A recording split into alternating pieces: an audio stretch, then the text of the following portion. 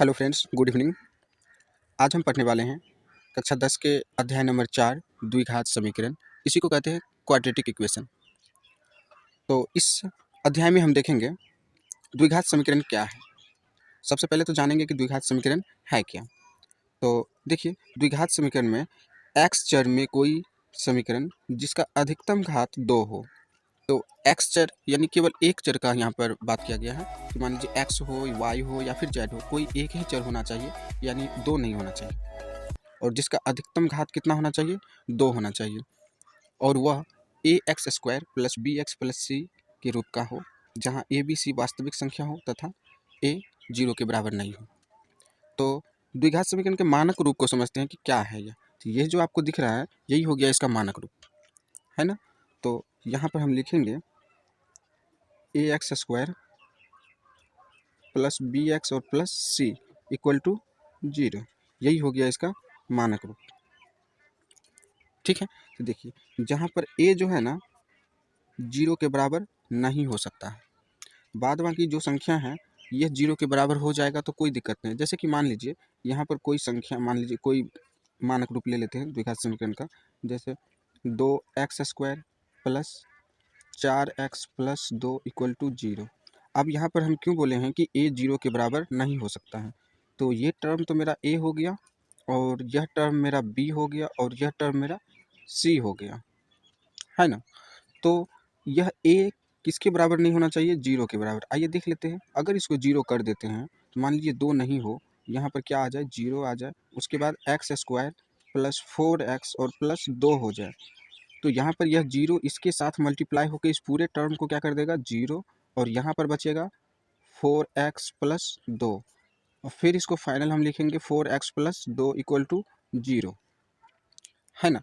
अब यहाँ पर देख लीजिए कि ये जो टर्म आया है, तो इसका घात तो अधिकतम 1 हो गया। तो यह एक रैखिक समीकरण हो गया, यानी द्विघात से कन्वर्ट होकर किस में चला आया, रैखिक में चला आया। इसीलिए हम कहते हैं कि a 0 के बराबर नहीं हो सकता है, लेकिन बाद बाकी जो भी टर्म है अगर 0 हो भी गया तो कोई दिक्कत नहीं, द्विघात समीकरण वो कहलाएगा, है ना। अब देखिए, अगला पॉइंट आता है इसका द्विघाती सूत्र। तो इसको हम देख लेते हैं। x इक्वल टू क्या होगा, तो माइनस बी होगा, और फिर प्लस माइनस रूट के अंदर होगा बी स्क्वायर माइनस 4ac, और ये फिर डिवाइड हो जाएगा 2a से। तो ये कहलाएगा द्विघाती सूत्र कहलाएगा। क्या कहलाएगा, यह द्विघाती सूत्र कहलाएगा। अब देखिए, इसको हल करने के लिए कितने तरीके होंगे, उन सभी संभावित तरीकों को हम देखेंगे बारी बारी से। जैसे एक तो पहला आएगा गुणनखंड विधि, जिसे हम कहेंगे फैक्टर मेथड। दूसरा आएगा इस सूत्र के द्वारा, ये जो सूत्र आपको दिख रहा है इस सूत्र के द्वारा। उसके बाद अगला आएगा वर्ग विधि, और फिर आएगा लास्ट में ग्राफ विधि। तो इसमें हम इसको नहीं पढ़ने वाले हैं, और बाद बाकी जितने भी टर्म हैं उन सभी को हम बारी बारी से अध्ययन करेंगे। सबसे पहले तो हम पहचानना सीखेंगे कि द्विघात समीकरण को हम पहले पहचानेंगे कैसे। तो पहचानने का सबसे आसान तरीका है कि आपको द्विघात समीकरण का मानक रूप जो होता है यह ध्यान में रखना होगा। इस कैटेगराइज में कोई भी समीकरण हो तो द्विघात समीकरण कहलाएंगे। जैसे कि यहाँ x का पावर 2 है, तो जब भी हम देखेंगे तो हमेशा यह ध्यान रखेंगे कि x का पावर हमेशा 2 ही होना चाहिए, 2 से ना कम हो ना ही ज़्यादा हो।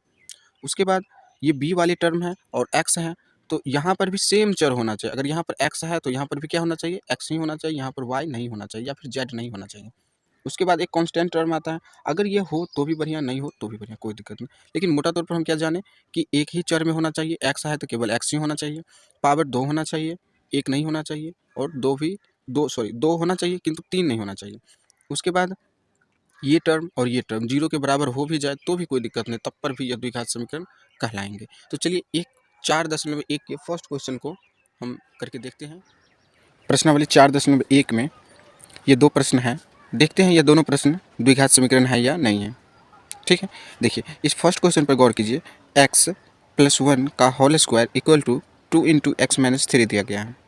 अब इसको क्या करेंगे, सबसे पहले सॉल्व करेंगे। सॉल्व करने के बाद लास्ट में जो हमें बचेगा तो हम चेक करेंगे उसको कि इसका पावर 2 है और यह द्विघात समीकरण के मानक रूप को सेटिस्फाइड करता है या नहीं करता है।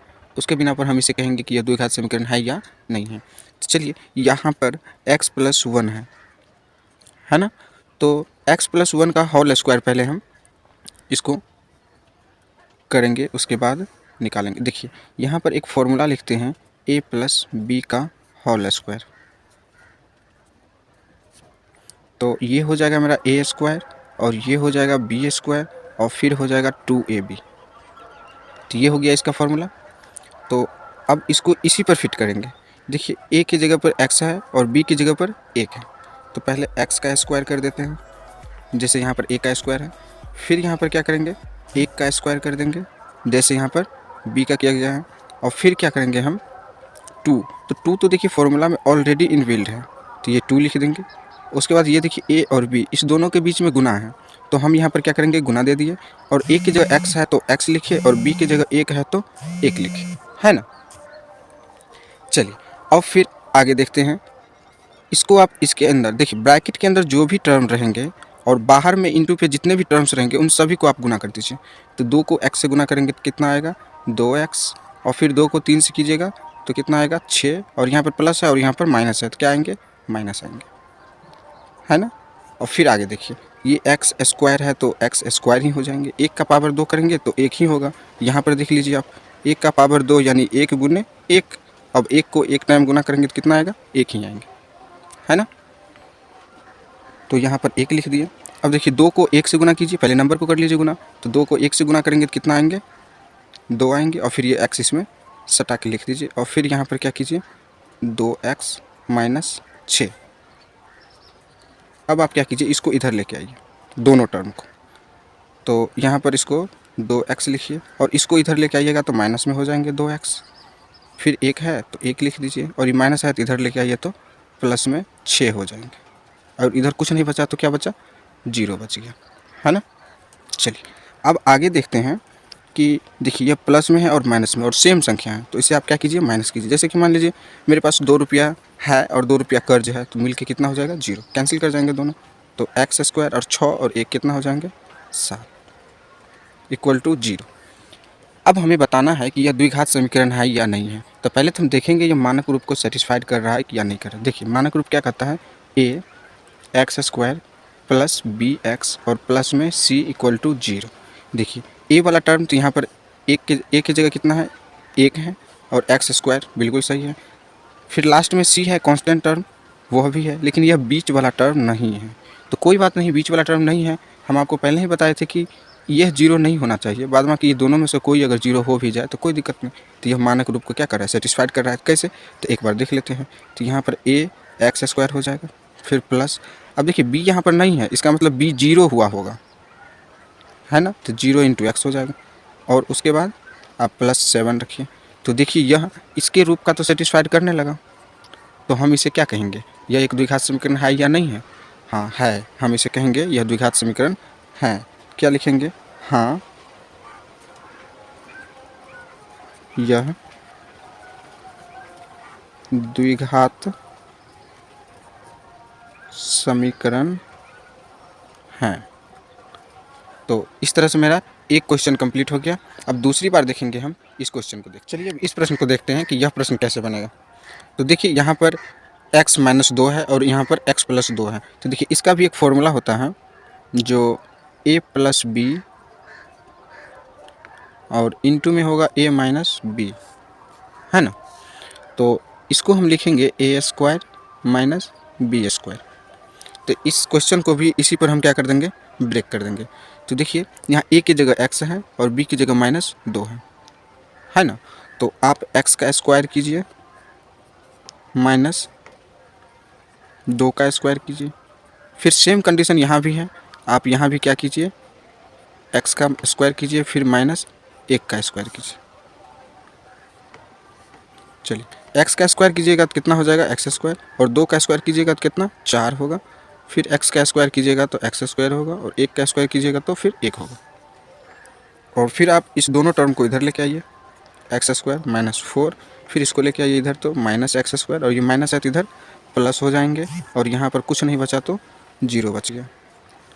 अब देखिए एक्स स्क्वायर प्लस में है यहाँ और यहाँ पर माइनस में, ये तो कैंसिल कर जाएंगे। अब यहाँ पर कितना बच गया, -3 और इधर 0। तो क्या हम इसको कहेंगे द्विघात समीकरण है? तो इसे हम नहीं कहेंगे। क्यों नहीं कहेंगे? तब सबसे पहले हमें पावर 2 दिखना है, यानी घात कितना होना चाहिए? 2 होना चाहिए। तो किसका? x, y, z या फिर कोई भी चर संख्या दिया रहे तो उसका घात कितना होना चाहिए? 2 होना चाहिए। यहाँ तो कोई चर ही नहीं दिख रहा है हमें, तो घात की क्या बात करेंगे? तो इसे लिखेंगे हम नहीं, यह द्विघात समीकरण नहीं है ना? तो इस तरह से आज हम लोग देख लिए कि द्विघात समीकरण को कैसे पहचानेंगे। ठीक है, अगली क्लास में हम देखेंगे 4.1 के 2 नंबर प्रश्न का 1 नंबर, जिसमें हमें सिर्फ द्विघात समीकरण बना के रख देना है, सॉल्व नहीं करना है। सॉल्व के लिए हम गुणनखंड विधि, पूर्ण वर्ग विधि या फिर सूत्र विधि हम आगे की क्लास में डिस्कस करेंगे। Thank you.